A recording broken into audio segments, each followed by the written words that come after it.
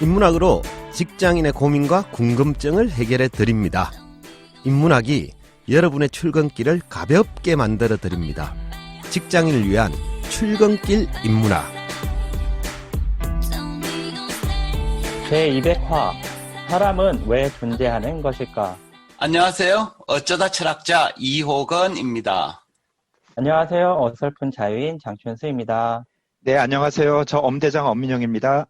네, 반갑습니다. 잘 지내셨죠? 네. 네. 저희가 또 코로나 대유행이 시작된 관계로 이번 200화 방송을 비대면 줌으로 녹음을 하고 있습니다. 그래서 음질이 약간 불량할 수 있는데 양해 부탁드리겠습니다. 어쨌거나 저희가 드디어 200화까지 왔습니다. 그죠? 저희 그동안 여러 게스트가 좀 참여도 하긴 했습니다만 2019년 1월 1일 날 방송을 시작해서 어설픈 자유인이랑 저랑 둘이서 처음에 시작했죠. 그죠? 그러고는 이 두 멤버들은 끝까지 갔고 또 이제 최근에 엄대장님이 합류해서 이렇게 진행을 하고 있는데 어떠세요? 자유인님은 200화 하신 소감이 어떠십니까? 참 2년이라는 시간이 너무 금방 지나갔다 이런 생각이 좀 들고요. 네. 어쨌든 200화까지 할 수 있었던 건 어쩌다 철학자님의 노력이 제일 큰 게 아닐까 이런 생각이 들고 같이 한 걸요 생각만큼 많은 사랑을 받았는지는 잘 모르겠는데 그래도 꾸준히 이렇게 잘 들어주시고 하는 분들이 계셔서 힘이 됐었던 것 같습니다. 네, 그러네요. 그죠? 회장님은 어떠세요? 저는 이제 도중에 이제 최근에 합류를 해서 네. 200화에 대한 어떤 가면은 약간 떨어지지만 어쨌든 네. 그 200회라는 긴 시간 동안 그런 콘텐츠를 계속 이제 어쩌다 철학자님이 제공을 하고 두 분이 호흡을 맞춰서 이 긴 시간을 이렇게 이뤄냈다라는 거에 대해서 대단하시다. 이렇게 말씀드리고 싶습니다. 처음 시작할 땐 100화 할 수 있을까 이랬는데 어쨌든 100화를 넘어서고 또 200화까지 오고 이랬는데 하다 보니 200화가 되었네요. 그죠? 그래서 저도 무덤덤한 게 있습니다. 어쨌든 200화 기념 방송 인셈이죠. 그죠? 예. 그렇죠. 얼굴 뵙고 하면 더 좋을 텐데 어쨌든 이렇게 줌으로 하게 되어서 좀 안타깝긴 합니다만 200화를 진행을 하기로 하고요. 오늘 200화 주제가 우리 출근길 인문학에서 다루는 인문학적 주제입니다. 여기서 인문학적 주제라는 건 좀 난해하다. 평소에 잘 안 하는 주제다. 이런 의미로 제가 드린 말씀인데 오늘 주제가 사랑은 왜 존재하는 것일까? 라는 좀 철학적 질문을 가지고 얘기를 할 텐데요. 두 분은 어떠세요? 평소에 나는 이 세상에 왜 태어났을까 하는 질문을 스스로한테 좀 던져본 적이 있습니까? 살면서 누구나 좀 한 번은 경험하지 않나. 한 번이 아니라 서너 번은. 네. 저도 이제 되돌아보면 사춘기 때 그런 시기가 있었던 것 같고요. 질풍노도의 시기에. 예, 그 다음에 또 살면서 이렇게 하얀 곡선을 그리던 어떤 날, 나는 왜 이런 질문을 해봤던 것 같습니다. 예. 삶의 리듬이 잘 나갈 때는 별로 이런 질문을 안 던지는데 하얀 곡선을 던질 때, 그죠? 그런 질문을 던지죠. 그렇죠. 그래서 주로 어떤 답이 나오던가요? 나는 왜 태어났을까? 이런 질문에. 근데 자기 자신만 그렇게 공격하다 끝나는 것 같아요. 무슨 또 이렇게 답을 찾지는 못하는 것 같아요. 그러시고. 예. 예. 자유인님은 이런 질문 많이 던져보시면서 살으셨죠? 네. 저는 이제 고등학교 때 이런 생각을 좀 많이 했던 것 같아요. 그래서 좀 약간 인간이라는 게 결국엔 이 우주로 치면 되게 먼지 같은 존재인데 왜 이렇게 아웅다웅하면서 살아야 되나 이런 생각을 좀 했었던 것 같고. 고등학교 시절부터. 네, 그때 그래서 내 삶의 이유를 도대체 뭘까 이런 고민들을 많이 했던 것 같아요. 예. 그 이후에도 사실은 이렇게 자연스럽게 인문학에 관심을 갖게 된 것, 뭔가 해답을 좀 얻을 수 있지 않을까라는 거였는데 결국에는 요즘엔 그런 것 같아요. 애초에 주어지는 의미나 목적 따위라는 건 없다. 다만 요새 생각하고 있는 건 그냥 뭔가 타인이 이렇게 살아라라고 하는 것 대신에 내가 스스로 이렇게 살아야 되겠다라고 하는 자신만의 삶을 사는 게 유일한 길이 아닐까 이런 정도의 생각을 하고 있습니다. 그러니까 인간 일반의 존재 이유에 대한 정답 같은 건 내가 고민해보니 없고, 그죠? 각자 자기가 네. 원하는 삶을 살아가 나가는 방법밖에 없다. 그게 존재다. 뭐 이런 결론을 내리셨네요. 그죠? 예. 그런 면에서 사실은 종교를 가지신 분들은 네. 이런 어떤 삶의 의미, 이유 이런 것들을 신에게 사실 의탁하고 있는 셈이잖아요. 예, 예. 그렇다고. 그런 면에서 때로는 또 그런 게 부럽기도 하더라고요. 근데 음, 저는 그냥 이렇게 안 되는 거예요, 그게. 음. 신이 뭐 창조를 했고 이런 것들이 받아들여지지가 않으니까 어, 어렵더라고요. 그렇죠. 그래서 그 신을 믿는 사람이 보면 자유님은 불쌍한 중생이고 그쵸, 그쵸. 신의 깊은 뜻을 신의 네. 목소리를 들을 수도 없는 기머거리 같은 존재이고 그죠? 네. 나중에 지옥 갈 거고. 그죠? 그러네요, 그죠? 어쨌든 뭐 살면서 문득문득 그죠? 나는 왜 존재하지? 뭐 어떻게 살아야 되나 이런 질문들을 하게 되는데 그냥 일반적으로 한번 물어볼게요. 우리가 인간이잖아요, 기본적으로. 뭐 동물도 아니고 곤충도 아니고 벌레도 아니고 신도 아니고 그죠? 그런 인간으로 존재한다는 건 구체적으로 어떻게 사는 모습, 어떤 상태를 얘기하는 걸까요? 이 참 굉장히 어려운 질문인데요. 네. 저도 이제 살아보니까 건 아닌데 바람은 있었던 것 같아요. 뭔가 살면서 이렇게 돼보고 싶었던. 그래서 그런데 그 여정의 어떤 선택의 힘으로 뭔가를 만들어 나가는 뭐 그런 게 존재 아닐까. 자기 선택으로 자기 미래를 열어나가는 삶. 네. 그게 인간답게 사는 삶이다. 예. 좋습니다. 자유님 어떻게 보세요? 그런 것 같아요. 그러니까 다른 생물들하고 사실은 뭐 생존이라는 거는 인간도 비슷하게 하고 있는 거잖아요. 먹고 네. 자고 이렇게 번식도 해가면서 살아가는데 인간만이 차이가 있다면 뭘까라고 생각을 해보면 상상력이 아닐까? 물론 제가 동물의 세계를 잘 모르니까 그렇지만 인간은 상상력으로 자기만의 세계에서 이렇게 살아가고 있는 게 아닐까 이런 생각을 좀 합니다. 그것도 뭐 굉장히 괜찮은 답인 것 같아요. 대부분의 생명체들은 자기 눈앞에 펼쳐진 현실 위에서만 살아가는데 인간은 눈앞에 펼쳐진 현실에만 만족을 못하죠. 그 현실 너머에 그죠? 초월적 상상력 같은 것들을 할 수 있는 존재고 그런 인간만이 가진 그 특별함을 발현하며 사는 존재. 이게 인간다운 삶이다. 뭐 그래서 사실 뭐 인간다운 삶이라기보다는 인간다운 삶의 특징이 아닐까? 그러니까 상상력 때문에 사실 고통스럽기도 한데 그 상상력으로 또 고통을 벗어나는 탈출구를 찾는 것 같기도 한. 그러네요. 그죠? 오늘 굉장히 시작부터 철학적인 얘기입니다. 어쨌든 정답이 없죠. 그죠? 여러 가지 해답이 있을 텐데 어쨌든 오늘은 사람이 왜 존재하는 것인지 말하자면 존재 이유라는 주제로 인문학적 얘기를 좀 해보려고 하는데요. 왜 살다 보면 평범한 질문인데도 답하기 되게 어려운 질문들이 있습니다. 오늘 주제인 존재 이유와 관련된 질문들도 그런 범주에 속하는데요. 가령 나는 누구인가 라거나 왜 사는가 또 뭐 왜 태어났나 뭐 이런 질문을 받으면 질문하는 건 쉽지만 답하기는 쉽지 않습니다. 그래서인지 대한민국에서는 1968년에 국민교육헌장이라는 걸 제정하기도 했거든요. 그 엄대장님 국민교육헌장 첫 문장이 어떻게 시작되는지 혹시 기억나세요?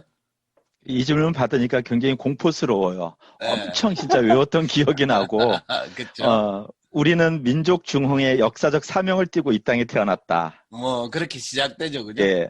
저도 뭐 되게 어릴 때 외웠던 것 같은데 하도 많이 외워서 지금 뭐 세월이 40-50년이 지나도 뭐 떠오르는 거 보면 그죠?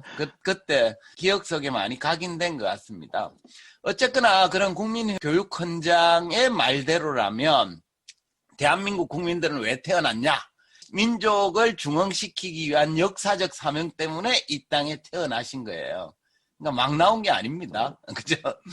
물론 뭐 이 말을 곧이곧대로 믿는 사람이 거의 없었지만 아무튼 당시에는 누가 너는 왜 태어났니? 라고 물으면 저는 민족 중흥의 역사적 사명을 띠고 이 땅에 태어났습니다. 라고 답하면 되었죠.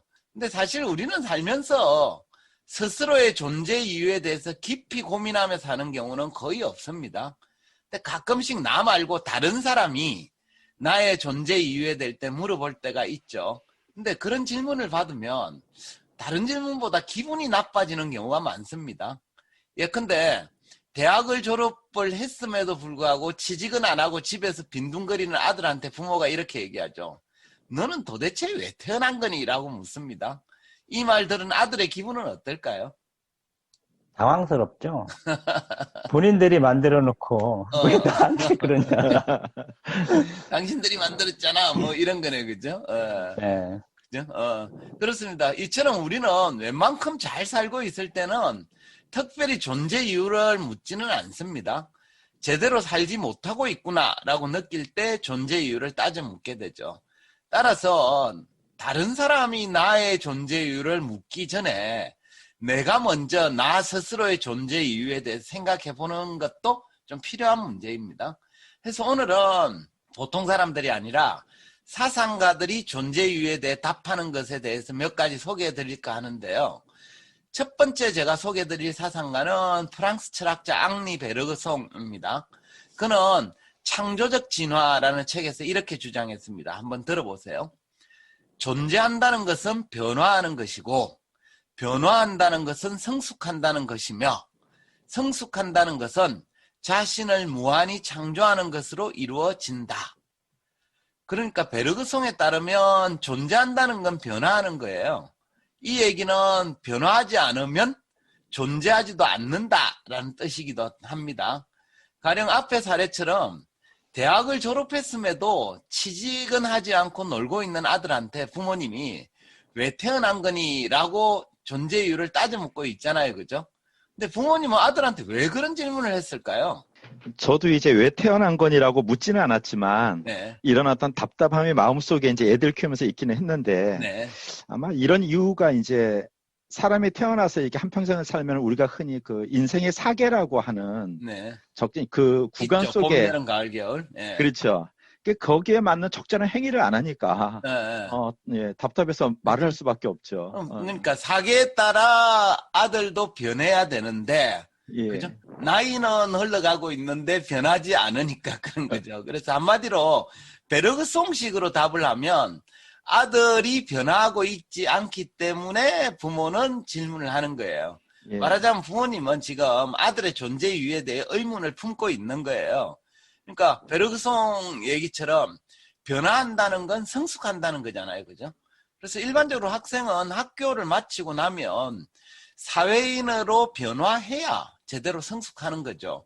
졸업을 했음에도 여전히 학생 신분에 머물러 있으면 성숙하지 못한 거고 그 상태는 존재하지도 않는 게 됩니다. 또 베르그송은 성숙한다는 건 자신을 무한히 창조하는 것이다 라고 했잖아요. 그죠? 결국 우리가 제대로 존재하기 위해서는 나이를 먹어감에 따라 그전과는 다르게 성숙해야 되고 그렇게 하기 위해서는 끊임없이 자신을 새롭게 창조해 나가야 되는 거죠. 어쨌든 아무런 변화 없이 과거 상태에 머물러 있으면 뭐 존재하지 않는다. 베르그송에 의하면 그렇게도 얘기할 수 있을 것 같네요. 예, 그렇습니다. 가령 저희 같은 작가가 매번 책을 내는데 새로운 것 하나도 없이 과거 수준에 머물러 있으면 작가로서의 존재 이유가 없는 셈입니다. 왜 가수도 있잖아요. 가수들 중에 일부는 새로운 음반은 하나도 내지 않고 과거의 히트곡 하나로 평생 동안 우려먹고 있다면 이 또한 가수로서의 존재 이유를 주장하기가 어렵습니다. 결국 우리가 존재하기 위해서는 끊임없이 변화하고 자기 자신을 새롭게 창조해야 되는데 이건 말처럼 쉽지는 않습니다. 결국 우리가 나는 누구인가? 라는 질문에 답하기 어려운 이유도 질문 자체가 어려워서가 아니에요. 우리가 변화하고 있지 않기 때문입니다. 다시 말해 성숙해지지도 않고 창조도 하고 있지 않기 때문에 그런 질문을 받으면 답하기 어렵고 되게 불편해지는 거죠. 오늘 방송을 이렇게 하면서 네.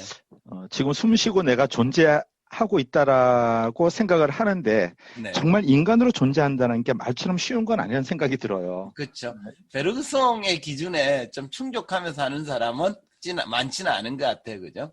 중국의 대문호인 루신도 모든 일에는 마땅한 이유가 있어야 한다 하면서 이런 얘기를 했습니다. 한번 들어보세요. 사람은 물론 생존해야 하지만 이는 진화를 위한 것이어야 한다. 고통을 겪을 수도 있지만 이는 장래의 모든 고통을 없애기 위한 것이어야 한다. 그러니까 루신에 따르면 인간은 당연히 생존해야 하지만 생존 그 자체가 삶의 목적이거나 존재 이유여서는 곤란하다는 뜻이에요. 간혹 사람들 중에는 먹고 살기 위해 어쩔 수 없이 일하고 있습니다 라고 말하는 사람이 있는데 이 경우는 어쩔 수 없는 일이긴 하죠. 하지만 그 상태가 존재 이유로서 마땅하다라고 말하기는 어렵습니다. 그렇지 않습니까?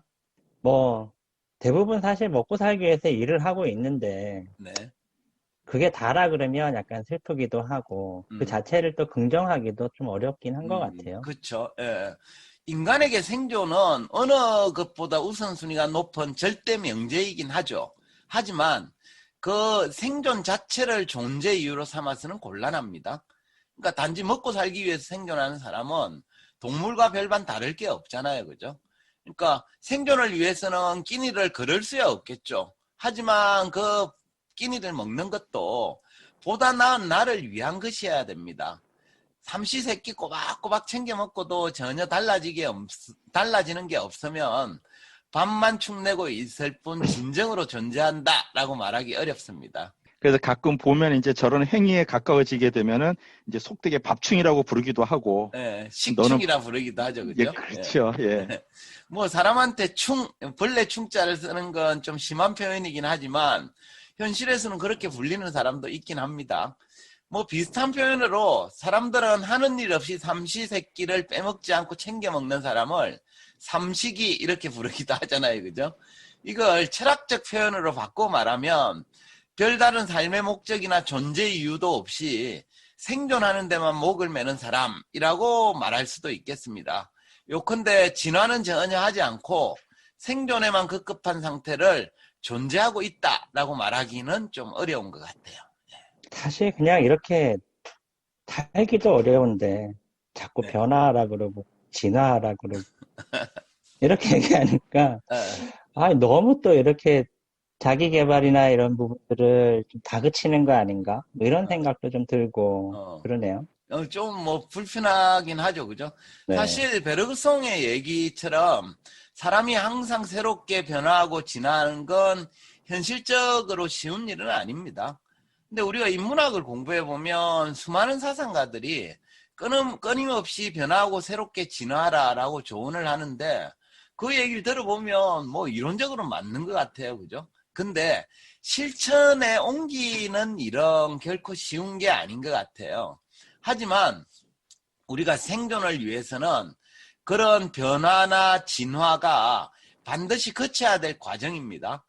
찰스 다윈이 종의기원에서 이런 얘기를 했어요. 한번 조금 긴데 한번 들어보세요. 자연 선택은 날마다, 시간마다, 그리고 아무리 사소한 것이라도 모든 변이를 자세히 검토한다. 나쁜 것은 버리고 좋은 것은 모두 보존하고 축적한다. 시간의 손이 계속되는 시대의 긴경과의 표시를 하기 전에는 우리는 이렇게 완만한 변화가 진행되고 있다는 사실을 깨닫지 못한다. 그러니까 다윈에 따르면 우리가 사는 세상은 우리의 의지와 관계없이 내가 하는 것과 관계없이 날마다 시간마다 조금씩 변하고 있어요. 하지만 대부분의 생명체는 그러한 변화를 눈치채지 못합니다. 그러니까 자연은 급격하게 변하는 게 아니라 아주 완만한 변화의 과정을 거치거든요. 그 과정 속에서 자연은 나쁜 걸 버리고 좋은 것은 보존하고 축적하는데 다윈은 이런 현상을 자연 선택이라고 불렀어요. 그러니까 요컨대 세상의 변화를 잘 쫓아간 생명체는 자연 선택에 따라 보존되는 반면에 변화에 뒤처진 생명체는 버려지고 마는 거죠. 따라서 그냥 좋은 게 좋아서 변화라는 게 아니라 생존을 위해서도 변화는 불가피하다라고 얘기하고 있는 거예요. 예. 그러니까 생존을 위해서는 그 변화가 네. 하고 안 하고 이런 개념이 아니라 어떤 필수라는 개념의 뜻을 예, 그렇죠. 또 받아지네요. 예, 예. 아니면 자연, 즉 세상으로부터 버려지거든요. 사람들은 세상이 매일 조금씩이라도 변하고 있다는 사실은 인정을 하죠. 그죠? 근데 구체적으로 뭐가 어떻게 변하고 있는지는 지각하지 못하는 경우가 대부분입니다. 왜냐 그러면 이 자연선택이라는 시간의 손이 마치 국가정보원, 그러니까 옛날에는 안전기획부, 안기부라고 불렀는데 그런 안기부처럼 일을 처리하기 때문입니다. 무슨 얘기인가 하실 분 계실 텐데 혹시 안기부의 업무 처리 방식, 슬로건이 뭔지 아시죠? 엄 대장님 잘 아실 것 같아요. 예, 저는 그 과거에 강의할 때 네. 그 예전에 그 남산의 국정원 그 사무실 자리가 도시철도공사로 연손으로 바뀌었었거든요. 아, 그래요? 예. 그래서 이제 직접 거기를 이제 가서 그 건물에서 강의도 해봤는데 우리는 음지에서 일하고 양지를 뭐 지향한다 이런 슬로건이 있었던 걸 알고 있습니다. 예, 맞습니다. 그 예전 안기부 입구 비석에 그렇게 적혀 있었다라고 얘기를 하더라고요. 물론 저는 뭐 안기부에 안 가봐가지고 그걸 모릅니다만 아무튼 자연 선택이 일을 하는 방식도 안기부랑 비슷해요. 음지에서 일하고 양지를 지향하죠. 그래서 자연 선택은 눈에 띄지 않게 묵묵히 일을 하면서 세상을 조금씩 변화시키는데 개별 생명체는 그들이 무슨 일을 하고 어떤 변화를 일으키는지를 잘 알지 못합니다. 그러다가 자연선택이라는 시간의 손이 한 번씩 변화를 표시해주면 그때서야 이제 비로소 알아차리게 되죠. 그렇게 되면 세상이 벌써 이렇게 변했구나 라고 이제 깨닫게 됩니다. 근데 이제 그렇게 깨닫게 되는 순간엔 네. 이미 늦었다라는 생각도 그렇죠. 같이 들 때가 그러니까, 종종 있죠. 그죠? 자연선택이라는 시간의 손에 의해서 버려지고 난 다음에야, 세상이 변했구나. 내가 버려졌구나. 이렇게 이제 깨닫게 된다는 거예요. 해서, 인간을 포함한 모든 생명체는 매일 변화하는 상태로 존재해야 합니다. 동양고전인 대학에도 이런 얘기가 나오죠. 일신우일신. 그러니까 나날이 더욱 새로워져라 라고 가르치고 있는데 이건 당위명제이면서 동시에 사실명제이기도 합니다. 왜냐 그러면 우리가 참으로 새로워지려면 매일매일 조금씩이라도 변해야 되죠. 그죠? 동시에 세상은 내가 변하지 않고 가만히 있더라도 매 순간 조금씩 새롭게 변하고 있습니다. 그러니까 세상은 나의 의지와 무관하게 나쁜 건 버리고 좋은 건 보존하면서 끊임없이 변하고 있거든요. 이게 이제 자연 선택의 원리라고 할 수 있습니다. 따라서 나도 그 변화에 걸맞게 변하지 않으면 세상에 의해서 버려질 가능성이 높죠. 해서 제대로 존재하기 위해서는 끊임없이 변화해야 되고 계속 진화해야 됩니다. 그게 이제 바로 인간의 존재 이유다라고 말씀드릴 수도 있겠습니다. 오늘 이제 말씀을 들어보니까 진화하지 않고 변하지 않은 채 살아가기 급급한 사람은 존재의 의미나 이유도 없이 거저거 이렇게 하루를 살아가는 어떤 개념으로 이렇게 설명을 하시는데 네. 그 얘기를 들으면서 이제 저도 약간 좀 나름은 변화한다고 하는데도 뜨끔해요, 사실은. 근데 오늘 아마 방송 듣는 사람 중에 저와 같은 생각하는 사람들도 많지 않을까. 예. 그렇죠, 예. 그죠? 뭐 아마 그렇게 매일 새롭게 변하지 않는 사람이라면 이런 사상가들의 존재 이유에 대한 설명이 약간 불편하게 다가올 수도 있습니다. 근데 우리가 인문학 공부를 한다는 건 불편함을 감수하는 능력을 기르는 것이기도 해요. 그러니까 인문학자들이 힐링해주고 이런 얘기 잘 안 하거든요. 되게 우리를 좀 뼈 아프게 때리기도 하고 찌르기도 하고 이러는데 그러는 과정에 성찰이 일어나기도 하거든요. 그래서 뭐 불편하다고 피하지 않고 현실을 있는 그대로 직면하는 것도 인문학을 공부하는 좋은 자세가 아닐까 이렇게 좀 말씀드리고 싶네요. 예. 대부분의 사람들이 매일매일 이렇게 좀 바쁘게 그리고 나름대로 열심히 살아가고 있는데 정작 이제 자신의 존재 이유를 스스로에게 물어보는 경우는 별로 없는 것 같아요. 그래갖고 그렇죠. 어찌 보면 이제 그렇게 열심히 살다가 문득 내가 왜? 라는 질문에 맞닥뜨렸을 때 허무해지거나 뭔가 공허함을 느끼게 되는 이유도 자기가 스스로 뭔가 존재의 의미나 이유에 대해서 나름 방향을 설정하지 않은 상태에서 그냥 닥쳐오는 현실을 너무 바쁘게만 보내고 있기 때문이 아닐까라는 생각이 좀 드는데요. 어쨌든 뭐 철학자의 이야기건 출근길 인문학이든 뭔가 이렇게 매번 이렇게 화두를 던지는 것에 있어서 스스로에게 질문을 던져보는 것에 있어서 가장 근본적인 질문이 아닐까 싶습니다. 네, 좋습니다. 그럼 뭐 마무리할까요? 마지막은 한 줄 평인 거 잘 아시죠? 엄대장님부터 한 줄 평 부탁드리겠습니다. 예, 오늘 잘 또 이렇게 반성하면서 잘 들었고요. 한 줄 평은 배고픈 소크라테스가 될지언정 배부른 돼지는 되지 말라. 네, 좋습니다. 예. 미래 얘기를 반복해 주셨네, 그죠? 예, 좋습니다. 자유인님. 제가 이제 어설프긴 하지만 어쨌든 자유를 추구하는 자유인이잖아요. 네.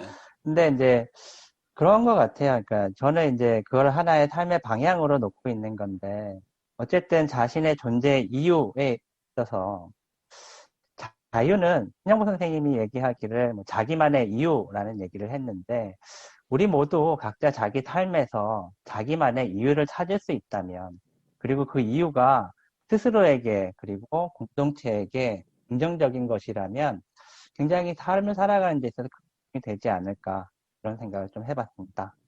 네, 좋습니다. 그 신영복 선생님의 자유에 대한 설명이 되게 가슴에 와닿네요. 그죠? 네. 자기만의 이유. 그죠? 네. 좋습니다. 오늘은 사람은 왜 존재하는 것일까라는 주제로 이야기했습니다. 과거 국민교육 현장에는 우리는 민족 중흥의 역사적 사명을 띠고 이 땅에 태어났다면서 존재 이유를 명시한 바 있지만 인간은 그 목적으로 태어난 게 절대 아니죠. 철학자 앙리 베르그송은 존재한다는 것은 변화하는 것이고 변화한다는 것은 성숙한다는 것이며 성숙한다는 것은 자신을 무한히 창조하는 것으로 이루어진다라는 말로 존재 이유를 변화에 있다라고 주장한 바 있습니다. 중국의 대문호인 루신도 사람은 물론 생존해야 하지만 이것은 진화를 위한 것이어야 한다면서 인간은 당연히 생존해야 하겠지만 생존 그 자체가 삶의 목적이거나 존재 이유여서는 곤란하다라고 보았습니다. 찰스 다윈도 자연선택 이론을 들면서 생존을 위해서는 변화가 불가피하다라고 주장했습니다. 결국 인간을 포함한 모든 생명체는 매일매일 변화하는 상태로 존재해야 합니다. 세상은 우리 개개인의 의지와 관계없이 나쁜 것은 버리고 좋은 것을 보존하면서 끊임없이 변하고 있습니다. 따라서 우리도 그것에 걸맞게 변하지 않으면 세상에 의해서 버려질 가능성이 높습니다. 요컨대 제대로 존재하기 위해서는 끊임없이 변화해야 하고 계속 진화해야 합니다. 그것이 바로 인간의 존재 이유라 하겠습니다. 이것으로 직장인을 위한 출근길 인문학 제200화를 마치도록 하겠습니다. 저희는 다음 시간에 다시 찾아뵙겠습니다. 네, 감사합니다. 네, 감사합니다. 감사합니다.